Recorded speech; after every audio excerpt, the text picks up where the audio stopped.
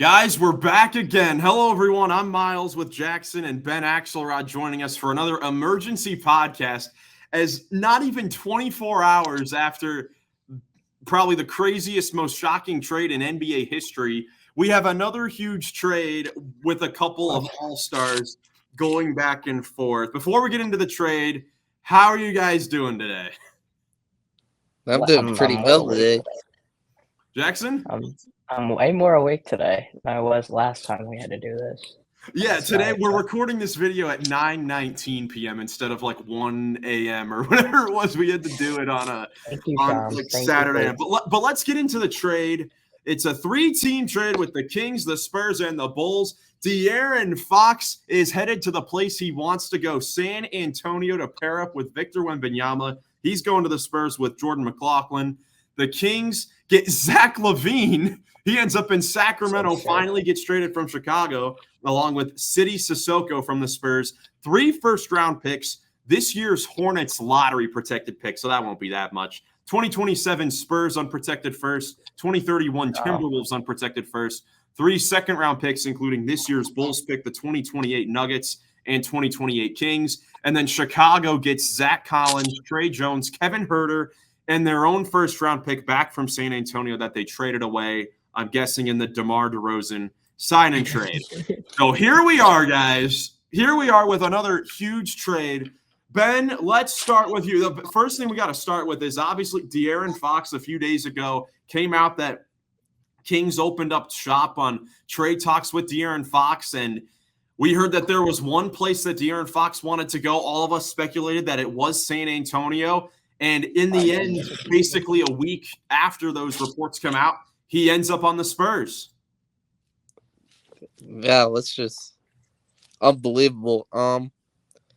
Yeah, I was thinking this is maybe gonna happen, and I couldn't believe it happened this soon after the last trade we just recently had. But I mean, this is unbelievable. I mean, I just love this for San Antonio. I mean, De'Aaron Fox and Wemby together, that's just going to be such a fun duo. And I think they're going to fit really well together. And what I'm most blown away by with this trade is, like, I just can't believe the Spurs didn't have to give up, like, Devin Vassell or, like, Stephon Cancel or Keldon Johnson. That's unbelievable. I thought they were going to have to give at least one of those guys up in a trade like this. So, unbelievable job by the Spurs general manager with this. Credit to them. I mean, this is a A-grade trade, I think, in my opinion, for the Spurs. No question about it. I mean, Jackson, can you believe that the Spurs were able to get their guy without giving up really anything? Honestly, when you look at guys like Trey Jones, Zach Collins, they're good role players, but in the grand scheme of things, the Spurs already have so many point guards that Trey Jones was going to get traded, and then Zach Collins to throw in to make the money match. Can you believe that the Spurs were able to pull it off? Not with what they gave up. I thought they were going to give up more, but I guess the Bulls are suckers and the Kings are kind of suckers. Because, I mean, I like this for the Kings as well. We're going to get to that, but for the Bulls, I don't know what they were doing. Obviously, that their own pick, but like. I still don't know. I mean, it's the Bulls. They're gearing towards the new GFF at this point.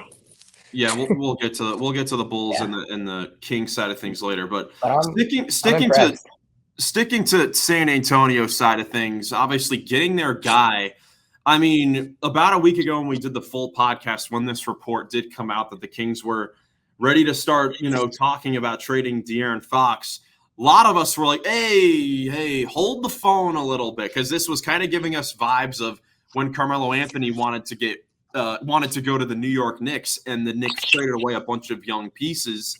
We were kind of worried that something like that would happen here with, San Antonio, but they made the move without getting any of those guys. So it's honestly perfect for them to get these guys. As far as, obviously, De'Aaron Fox and Victor Wembanyama as a duo for the future is incredible. Okay, yeah. So I think, obviously, De'Aaron Fox and Wembanyama are going to be insane together. I mean, we've seen what De'Aaron Fox kind of did to help Sabonis become the player he is today. And Sabonis is one of the most underrated players in the league. Somebody who I think is going to be future Hall of Fame contender. I love Sabonis, but we're not talking about him. We're talking about the potential baby goat that he's going to help flourish for the next 5 to 10 years. I mean, it's insane. Him and Wemby in the pick and roll, the pick and pop, whatever type of pick he wants to do, it's going to be insane. It's going to be incredible to watch. It absolutely is, and now the Spurs have all this versatility, and all of a sudden, a team that has all this solid depth with young pieces as well.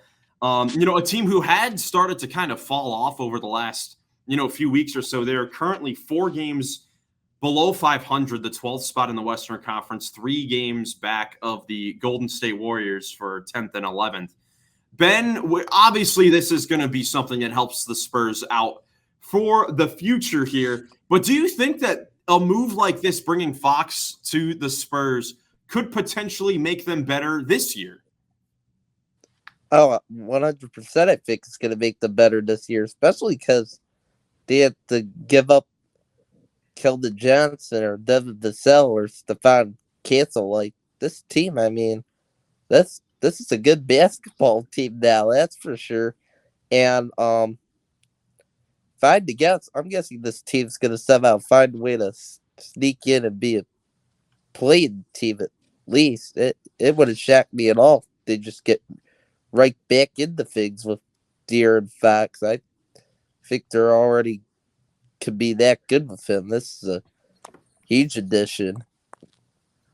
Absolutely. Jackson, with all the guard depth that is there in San Antonio, who do you think they should start going forward? Obviously, for this season, they've been starting CP3 at the point because of his veteran leadership in there with Wemby. Obviously, Vassell's been great. Champagny, Keldon Johnson's been coming off the bench, and you have Stephon Castle, who's been shining so far as well. And now you bring in Fox. Who would you start if you're head coach Mitch Johnson?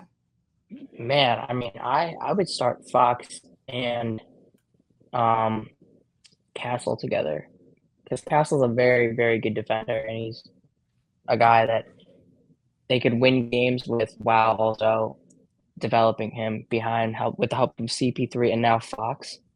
Man, I love this for Castle, and I think they should start him alongside Fox and maybe get some pointers. And if they don't want to, maybe you could run like a Fox, Vassell, Champagny, and then who would their 4 be? Sohan's still there. Oh yeah, Jeremy, and then at center, obviously Big Vic, Mr. Alien. But I think that'd be a great lineup, either or. Both lineups are good defensively, I think, and I think they got a lot of versatility now, which I like. I like teams with a lot of versatility. That's why, I was talking so highly about the Mavs yesterday, and I think the Spurs are going to be incredible. I don't think they're going to do maybe a crazy playoff run this year, but man, their future is going to be insane. It's going to be off the charts. No question about it. I mean, Victor Wembanyama is already playing like a top 10 player in the league at the least at 21 years old. We're midway through his second season. And De'Aaron Fox, still 27 years old. A lot of players, their prime years of their career are between the 28 to 32 years of old range. So we could be entering Fox's prime right now. He's obviously stepped up another level the last couple of years with the Sacramento Kings. Ben, what do you think about the potential starting lineup that they could do there with the Spurs? Or do you think that maybe they'll just experiment with a lot of different things and maybe take this year to just, we're already far back in the plan. We'll just take this year to experiment a little bit. So I think they're going to, of course, do experimenting, but I think they're going to try to do the best they can still to compete the best they can while figuring things out. I think that's the way they should go about things if I were them. And then with the starting lineup, I think, I definitely go Fox and Castle starting in the backcourt. And then I guess Hey, man, Harrison Barnes is still there. Oh yeah, and then I Cole guess Harrison. I don't know. It's tough to decide if they should start Vassell or Keldon Johnson at the 3. I guess. Yeah. I guess they should go. Well, that's the thing. So Keldon Vassell? Johnson. I don't know. Know. Keldon Johnson's been a guy that's actually come off the bench all year. He's definitely played better as like an energy type of guy. All right.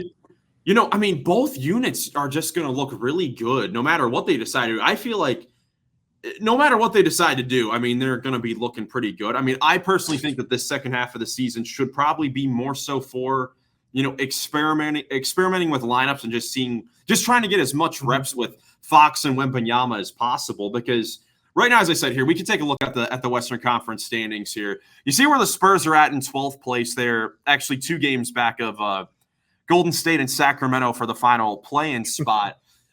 It's kind of hard to really figure out which teams may fall out of the play-in spot, out of those top 10. We'll get to Sacramento's side of things in this deal in a little bit, but I think there's a legit chance that the Spurs could be like, here, we could take a step back. I'm not sure if they still have their own first-round pick or not for this year. I think they do. Because they didn't give it up in the deal, right? They do. So the picks that they have, let's see. The picks, so now they have their own first-round pick and Atlanta's unprotected pick, which could look good, this year with the Jalen Johnson. Dude, they're going to capture the flag too. Dude, imagine. I mean, they're set up great. I feel like that they could just take a step back here, maybe not intentionally lose games, but just experiment a little bit. Lose games. Take a step back, then that's just what happens. But with both units, I mean, I feel like the starting unit, you put Fox, Castle, and Wemby. Those are your for sure 3. Just surround them with Harrison Barnes to space and Jeremy Sohan to be another tough rebounder. And then your second unit could be Chris Paul, Vassell, Keldon Johnson, Champagnie, and Charles Bassey's a backup center that's been good for them lately. And that's a solid 10-man rotation. I don't know if, that's a postseason rotation, but I like it. It's very solid, and I think the most important thing for the Spurs is that they got their guy. They didn't have to wait a year and a half to, get the guy that they wanted, and now they could just run reps with Fox and Wemby together. Absolutely. Go ahead, Jackson. Excited. I'm excited, man. I'm excited for next week or a couple of weeks when Luka comes back, just to see how the NBA looks. I'm excited to see all these teams now. Yeah, all these teams, everything being shaken up, and of course the trade deadline's still on Thursday. Well, we spent a lot of time talking about the Spurs. Let's go to the Sacramento Kings side of this. Here's the deal once again. Obviously, De'Aaron Fox, a player that's been great for them, throughout his entire career, but kind of known through this season that he wasn't going to re-sign there. They didn't, when they went to Fox with a contract extension, he was not really willing to sign one. And for that being the case, you get essentially 2 first-round picks and 3 second-round picks with Zach LaVine as well, who's kind of a similar player to De'Aaron Fox. Jackson, we'll start with you. In my personal eye, I don't think the Kings did that bad for the situation they were presented with. I really like what they did, actually, because I think, as I said in our group chat, this opens up Malik Monk to start at the 1, which he's been asking to start. And if anyone's been following the Kings, he's been one of the better playmakers in the NBA the last couple months. I think he's averaging 8 assists or something recently.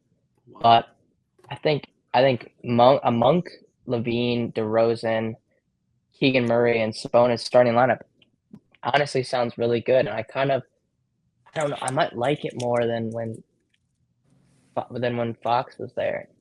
I don't know. It's hard to tell. Just because I feel like LaVine and Fox are pretty close. It's honestly not that big of a difference between the two, if that makes sense. Yeah, I agree. I mean, Zach LaVine has had a great year for Chicago. Last year was kind of a little tampered by injuries and all that, but really he's been one of the more consistent scorers and overall three level scorers and shooters in the league. You pretty much can pencil him in to give you 24, 4 and 4. And this year he's shooting 51% from the field and 45% from 3. one of the top percentages in the league. Ben, what do you think about the potential of Zach LaVine with the Kings in that starting unit with Malik Monk in the backcourt? So it's interesting, but I definitely like the potential of it. I think that starting lineup should be able to mesh well together. Should be pretty good offensively together. Definitely helps for LaVine that, it's funny, but DeMar DeRozan's on the Kings too. I don't know how they ended up back together, but they're gonna have great together. I think those guys get along well together, and that should help things out.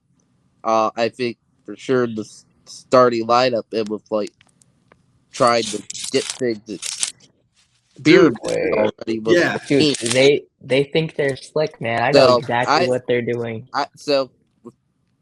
Unfortunately, having to give up Fox for the Kings, I really like what they got back, and I was impressed that they were able to somehow find a way to get LaVine.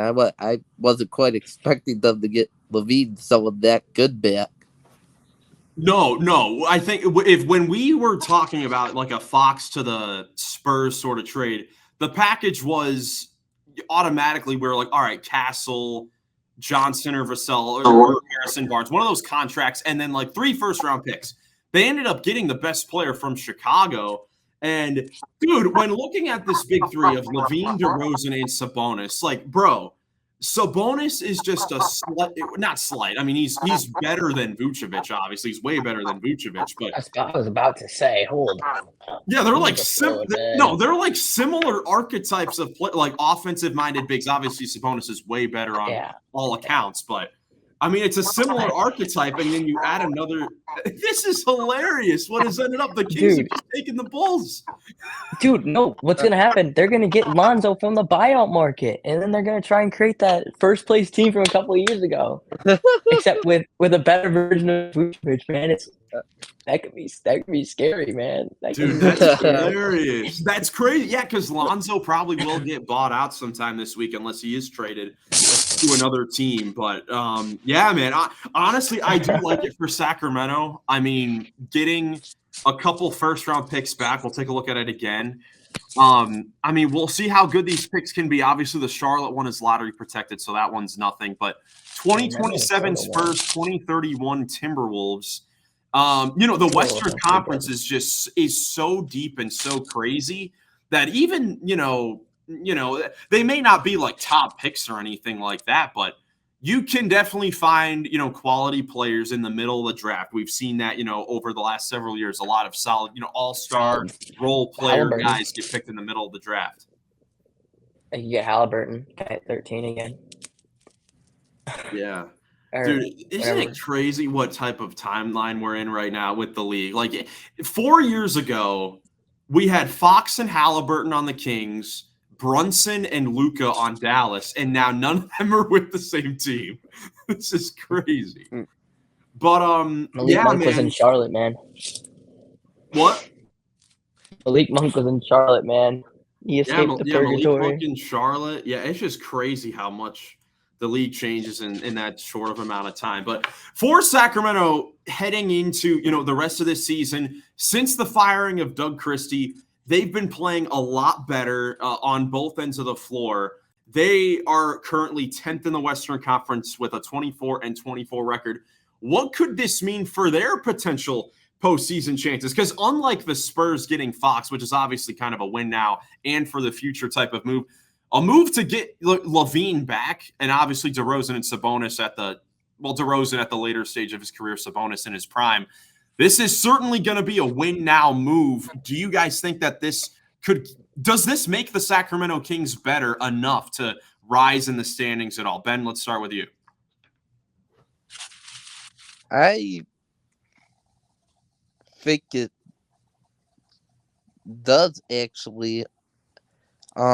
Because, I mean, I look at the standings here, and I see that, that the Timberwolves are a bit ahead of them, and I think the Kings have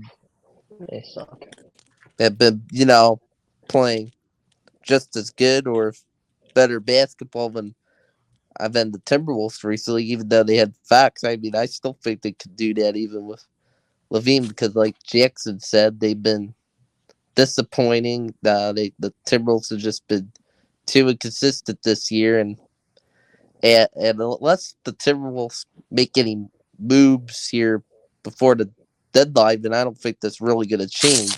And also, that same thing goes for the Suns, I would say, comparing them with the Kings. I mean, Suns have kind of been like the Timberwolves in that they've been inconsistent this year, and I think the Kings should have too hard of a time keeping up with the Suns, unless the Suns somehow get Jimmy Butler. Then if the Suns somehow get Jimmy Butler, I think, be hard to keep up with them because I just think they would be better with him. And then the Warriors are kind of around there in the standings, but I wouldn't be too worried about the Warriors, honestly, if I were the Kings. I mean, Not at all. I think they're definitely going to be better than the Warriors, I think, for the rest of the year. Yeah, because I think that. Sorry. So I think think Kings have a good shot at, getting into the postseason, that's for sure. And I think they will still.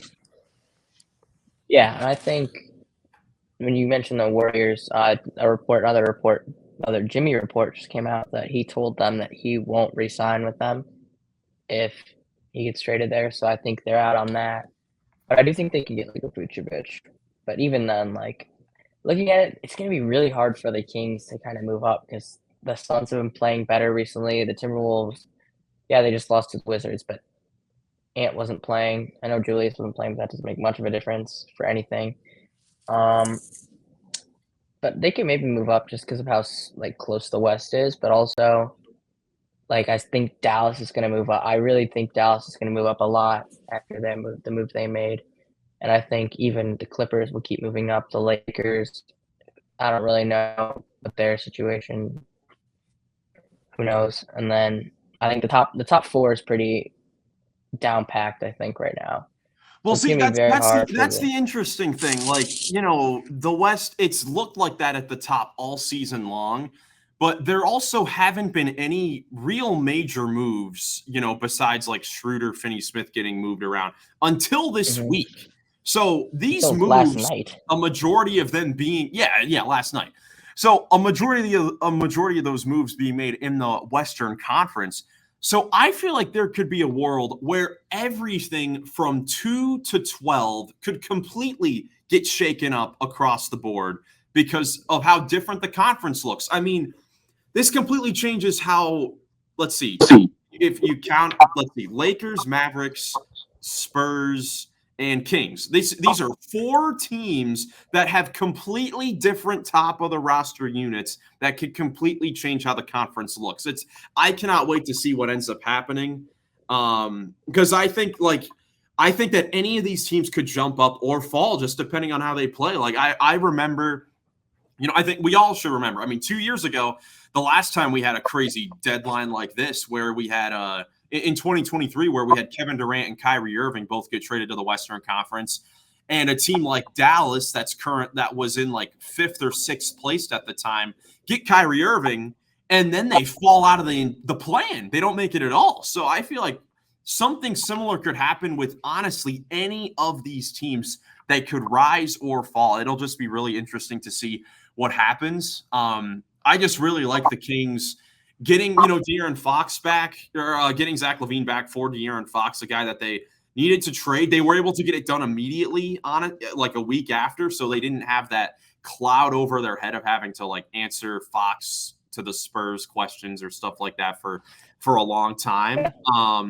And I'm excited to see how the Kings run their offense now because Monk's been great playmaking. LaVine and Durant, like everyone in the starting five can make plays. Sabonis is going to be, their main distributor. He'll handle things a lot at the top of the key. But, this will be another, interesting situation where, the Kings are going to have to bring in another guy mid-season.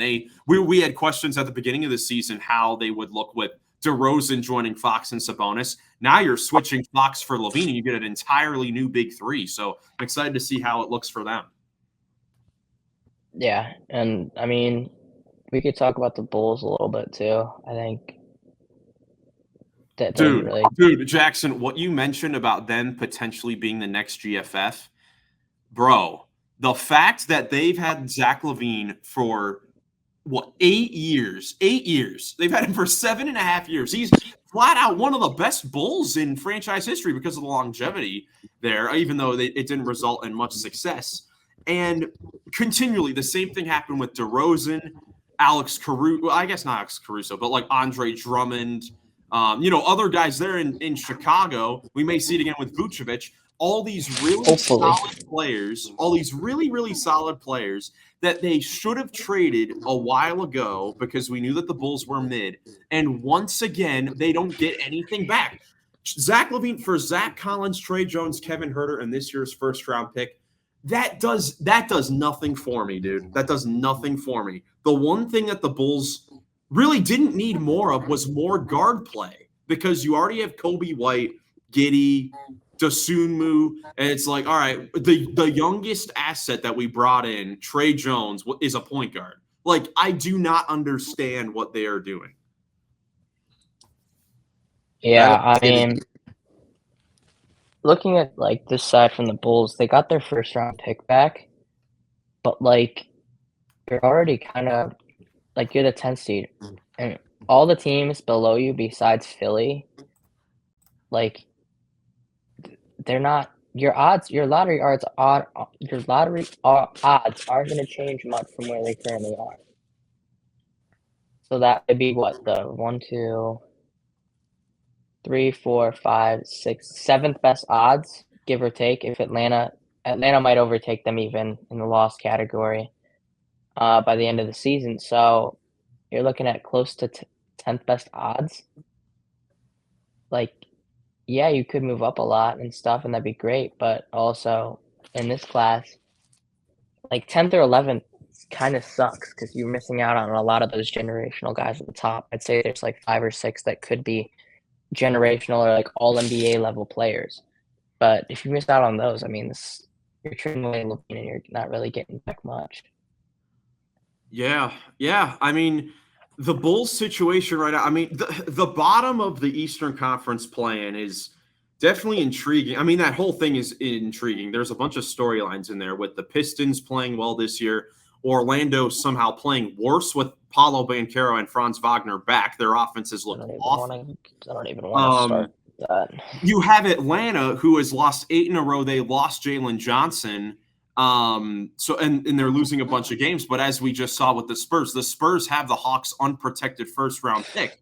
So it's in their best interest to win games, but I don't know if they can win games. With this trade with LaVine going away and them getting their own first back, it may be in the Bulls' best interest to lose and miss the plan. But then you also have the Sixers, who have been, so inconsistent. They've had so many injuries, and their first-round pick is top 6 protected to OKC. So they may want a chance at the top 6 and get in the lottery. Like, these are 3 teams. Like, the Hawks are probably the one team out of those 3 that actually may want to make the postseason, but they have like the worst chance because of the injuries. Like, it's crazy.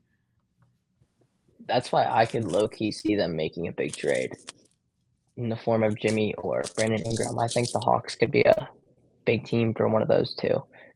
Just even for like a 1-year rental. Like Jimmy, I feel like they can get Jimmy pretty cheap right now. Like maybe Clint and who's their other big contract they have?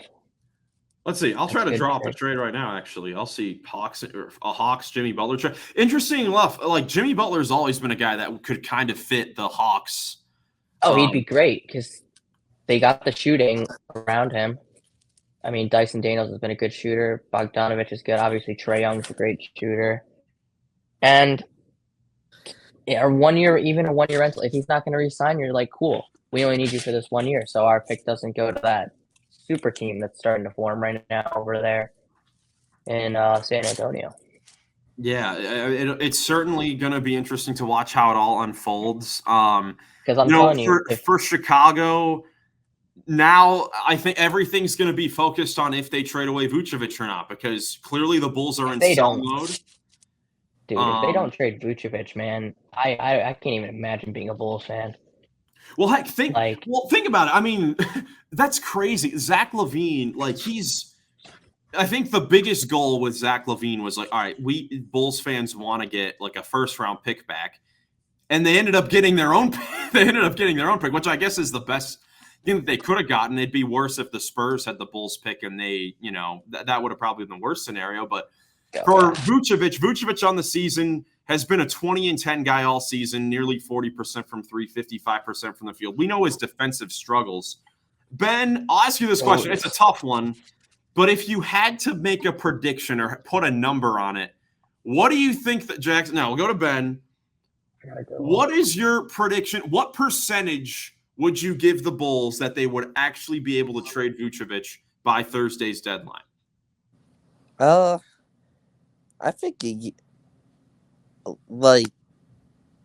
got to be high to be, because I feel like, I don't know, there's a good chance that they're somehow going to be smart enough that they traded the Warriors, at least. I think the Warriors are going to try to go after him. So percentage-wise, I'm not going to go, I guess, crazy high, but high. I'm going to go 85%.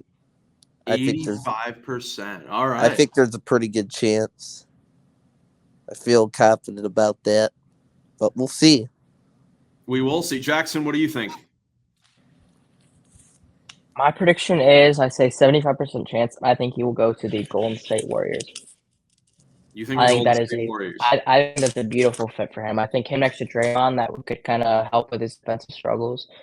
And man, that's a dream for Steph. I mean, we saw, what was the dude's name the other night? Quentin Post, the rookie. Yeah. Curry looked like he was loving having a guy who could shoot threes at the big man position. Imagine him with Vucevic, man. Oh, dude, for sure. I don't think they'll win anything. I don't think they'll make the play-in, but it'd be fun to watch. It'd be pretty cool to watch. Yeah, because I mean, they have not had. That's the crazy thing, because that just hasn't really been the Warriors archetype, but they haven't really had any centers, that are that capable or, have the capabilities of stretching out to the 3-point line. Like they tried Dario Saric a bit, last year. They had DeMarcus Cousins for the 1 year he was injured, but he was, not that great of a shooter. They haven't been able to get that type of guy, but it would certainly help things out a whole lot. I'm trying to build up a trade myself. Vucevic is $20 million over the next 2 seasons, so it's not as bad as Zach LaVine's contract. I just made up a trade with the Lakers, because I think that's another spot where, I mean, I think we've talked about it before. If the Lakers can get a center, they're set. They're a contender. They're a contender because they have Luka and LeBron. Center, bro. They the Lakers a parked car. That's true. Who knows? I think the trade with the Lakers. I know the defensive thing is big, but right now they don't even have a single. Their centers are Jackson Hayes, Jared Vanderbilt, and Dorian Finney-Smith, and small ball 5 units. Any actual 5 would be better than that, and. Maybe PJ Tucker wants to go there on the buyout. We'll see. He just got traded. Maybe he'll get bought out. But a trade with the Bulls and the Lakers, it looks as simple as Vucevic for Hachimura and Christian Wood. That evens up the money exactly. Maybe that's something that the Lakers would look at. And then they could, with that trade, giving up Rui, they could also put in a Finney-Smith in the starting lineup to add defense. In a Golden State trade, let's see, how could they make $20 million? Would it be Wiggins going back? No. I think it would be oh my gosh, what's his name? They don't have GP2 Schroeder and stuff. Yeah, Schroeder and GP2, I think. Let's see, Schroeder 13-9. Yeah, that's about right. I mean, I don't know if the Bulls better not do that, bro. Oh my gosh, they get another point. And then a couple seconds. Bro, it's crazy, man. It's crazy. But hey, at least the Bulls with this trade with LaVine, they're picking a direction, and that is to sell. They want to lose. They want to miss the plan, so they have their own first-round pick. And we'll see over the next few days if they can trade Nikola Vucevic. I feel like he would have been the first one to get traded because of the better contract, but I mean, a lot of teams are kind of set at the center position, and the defense is always, a question there with Vooch. Are there any other spots besides Golden State and LA? I don't really think so. No, Phoenix, no. I can't think of any other spots. Yeah, I think that's about it. But yeah, man. So I guess before we get out of here, now that we've talked about all three of these teams, obviously, once again, these are our raw reactions occurred. Like, we're recording this like 45 minutes after the trade happened. I was getting a shower when the trade happened, and I was like, all right, we'll do an emergency podcast. Let's go ahead and give a grade for all three teams for the trade. Jackson, let's start with you. Give a grade for the Spurs, the Kings, and the Bulls from this three-team trade. I think it's an A+ for the Spurs. I mean, pairing Wemby up with another guy who fits his timeline really well and not really giving much up. And then I think for the Kings, you lose De'Aaron Fox, but I'd probably go A- just because I think they got a really, really good return back. And the Bulls, like a C. I don't really know about the Bulls, man. It's a whatever for them. They get their pick, but like I said, it's not really going to be that crazy because there's so many teams that are already so bad below them. I don't know. Yeah, it's certainly crazy. Ben, how about you? What would you give these three teams as a grade? So I give the Spurs an E+. Wow, just a phenomenal trade for them. I'm just blown away with the way they were able to put together this deal to be able to land themselves spots. That's just so awesome for that team going forward. And then for the Kings, I'd give them a B+. Pretty good for the Kings too, I would say.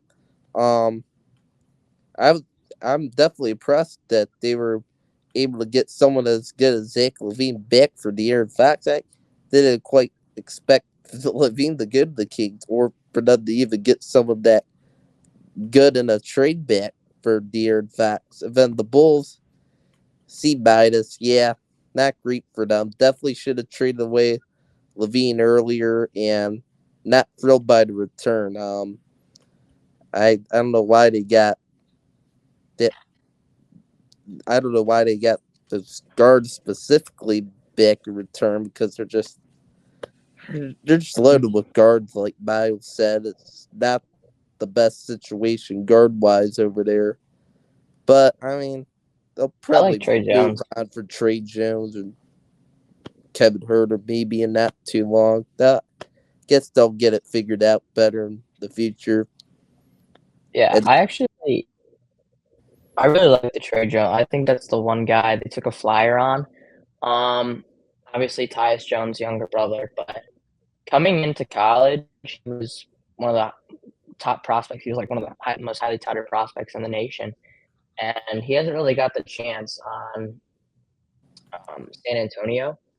So hopefully, if it's with the Bulls or if they move him again somewhere else, hopefully he gets a chance, and hopefully he can show that maybe he can be a really good player. Because I think he's definitely got the potential. He showed it at Duke, and then he wasn't the best at Duke, but he showed flashes. And honestly, he showed flashes with San Antonio as well. Like the last few years before they got CP3 and Castle, he was their starting point guard with Wemby. And in those couple of years, I mean, he had a couple of years ago, he averaged 13.6 assists on just 1.5 turnovers per game. Like just like his brother, he's really good at taking care of the basketball, doesn't make a whole lot of mistakes, is really good with that floater. Just this year, because of all the guards that they've acquired, he just, hasn't gotten as many minutes. He's only played in 28 games this year, averaging 16 minutes per game. So I do like him going forward. But for each team, Spurs A+, as you guys said. I mean, they got their guy and they didn't really have to give up anything valuable. It's an incredible move by the Spurs to get one of the best duos going forward. I mean, this is already an all-star, potential all-NBA duo for the next several years. For Sacramento, I'll give him a B+, a B as well, because, I didn't think that they would be able to get, an all-star caliber guy this soon for De'Aaron Fox. Just interested to see what the ceiling is for a LaVine, DeRozan, and Sabonis big three, because that's where it could get a little bit shaky. I mean, I think there is definitely a ceiling on that. I don't see them as like a championship team or anything like that. But I do like that also these three guys are all kind of aligned on the same timeline. Sabonis is under contract until 2028, LaVine and DeRozan until 2027. So they're all kind of right around the same timeline. They'll have a 2 to 3 year window to try and, do something in the Western Conference. We'll see what happens.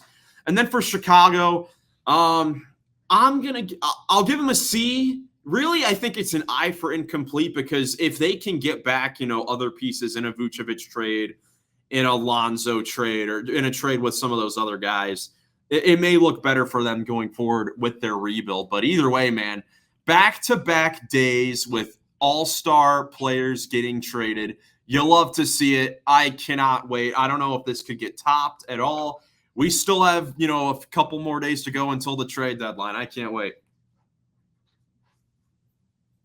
Yeah, this is just amazing. Like, for me, this is easily the best trade deadline ever. Like, I just can't believe how good this has been. And boy, that trade last night, I was just chilling out, and I got the text from Miles about Luka going to the Lakers. I thought it was fake too at first. I couldn't believe it, but I was just so shocked that it was real. That was easily the most surprised I was ever from a trade. That was just unbelievable. It's just been so fun, just these fun trades. I love it. I mean, and I guess it's good for the league. It's cool. I'm having a blast with this. Absolutely. Before we get out of here, I just came across this tweet from one of the lead beat writers for the Chicago Bulls, and he broke down that the Bulls traded DeMar DeRozan, Zach LaVine, and Alex Caruso. This is the return they got back for those three guys: Josh Giddey, Kevin Huerter, Zach Collins, Trey Jones, Chris Duarte, 2 second-round picks, and the rights to their own first-round pick. They did not acquire a single additional first-round pick for DeRozan, LaVine, and Caruso. That's unbelievable. There's nothing else you can say than unbelievable. Jackson, I think you're muted. You That's can't. That's embarrassing. the GFF if I've ever heard it, man. Wow. I think even Brooklyn probably thinks they're stupid, man. Wow. Dude, I'll tell you what. I think maybe this is something that we need to do. Maybe we'll have an additional award on our, Running the Paint awards that will be the GFF of the year. I'm in. I already know who my prediction is. Dude, because right now, Chicago. This is horrible. This is absolutely horrible. Our guy Garrett, Super Mario Hoops 24. I think we may have him on later this week. The Bulls fan. We'll have to get his opinion on this trade as well. But that's it. That's it for this emergency podcast. You guys got anything before we get out of here? No. That's what I gotta say. Yeah. I'm just shocked by these insane trades. Unreal. It is unreal. Devin Booker to the Rockets, man. Oh, he wants a Rockets one. He wants a Rockets one bad. That D-Book to the Rockets, man. Nobody's untouchable anymore. No one's untouchable now. But yeah, man, let's see. We've got a good 3-4 days to go till the trade deadline, and we'll be back to talk about any crazy trade that happens. If you stay till the end of the video, thank you so much for watching. Leave a like if you did enjoy. Subscribe for more NBA content. We will have the full podcast coming out soon, where we'll also have Joey and Nick's reaction to both of these crazy trades, as well as the Drew Eubanks, PJ Tucker trade, which that's a big one, man. That was the one that kicked it all off. But yeah, guys, thank you so much for watching. Hope you have a great rest of your day, and we will catch you in the next one. I gotta say it because they're not here.